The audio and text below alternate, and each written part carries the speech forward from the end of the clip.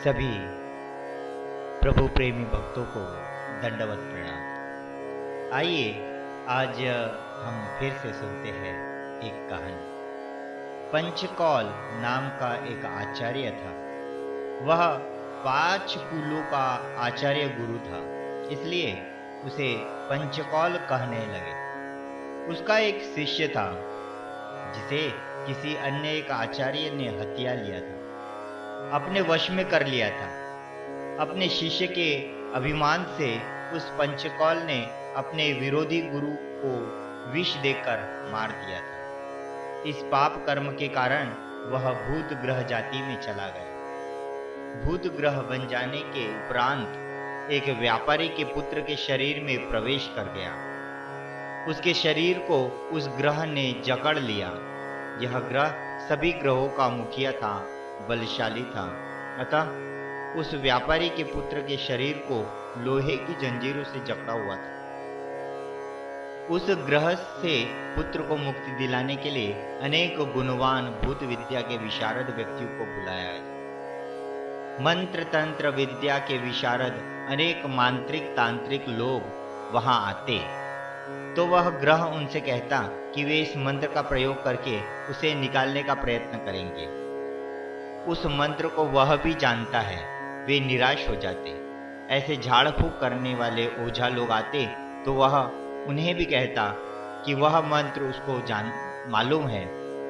औषधोपचार करने वाले आते तो उन्हें भी कहता कि जिन औषधियों का वे प्रयोग करेंगे उन्हें वह पहले से ही जानता है। इस प्रकार वह व्यापारी निराश हो गया। अपने पुत्र को इस ग्रह से कैसे मुक्ति दिलाए।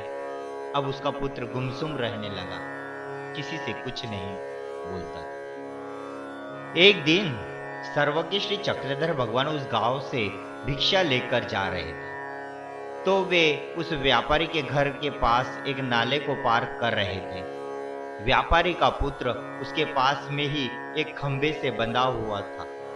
उसमें विद्यमान ग्रह ने भगवान को देखकर जोर जोर से बोलना शुरू कर दिया कि अरे उसे छोड़ दो, वह उस भगवान के पास जाना चाहता है, उनसे मिलना चाहता है। इस पर वहां उपस्थित लोगों ने कहा, अरे इसे छोड़े क्यों नहीं देते? पहले यह बोलता नहीं था और अब वह ऐसे बोल रहा है, छोड़ दो इसे। तब उन्होंने उसके बंधन खोल दिए। वह भगवान के पीछे पीछे ही चलने लगा। उसके साथ पीछे पीछे उसके पिता और भाई बंधु भी थे। उसके चाचे ताए संबंधी और गांव के अन्य लोग भी उसके पीछे जा रहे थे। भगवान नदी के पास गए। वहां किनारे पर खड़े होकर भगवान ने अपने चरणों से पत्थर पर पानी डालकर उसे धोया और फिर अपने हाथों में विद्यमान भिक्षान्न को उस पाषाण पर रखा। भगवान वहां बैठकर भोजन करने लगे। इतने में सब लोग वहां पहुंच गए। वहां थोड़ी दूर सम्मुख बैठकर उस ग्रह ने भगवान से प्रार्थना करते हुए कहा, भगवान आप कृपा करके मुझे अपनी झूठा प्रसाद दे दे। इस पर भगवान ने कहा, तू कौन है? उत्तर में उसने कहा, आपको मैं क्या बताऊं, आप तो सब कुछ जानते हैं। फिर भगवान ने कहा, अरे हम तो सब कुछ जानते हैं, पर ये सब लोग जो तुम्हारे विषय में कुछ नहीं जानते, उनका क्या? ऐसा कहकर भगवान ने अपने हाथ से उन लोगों की ओर संकेत किया। इस पर उसने अपनी सारी आप बीती घटना सुनाई। वह पंचकुल नाम का आचार्य है। उसके शिष्य को किसी अन्य आचार्य से ने अपने अधीन कर लिया था। अपने शिष्य के अभिमान से उस आचार्य को विष खिलाकर उसने मार दिया। इसी पाप से वह इस ग्रह दशा को प्राप्त हुआ। वह सभी ग्रहों का प्रमुख है, अतः कोई भी तंत्र मंत्र और शब्दाचार उसे प्रभावित नहीं कर सके। उसने इस व्यापारी के पुत्र को जकड़ा हुआ है, अतः यदि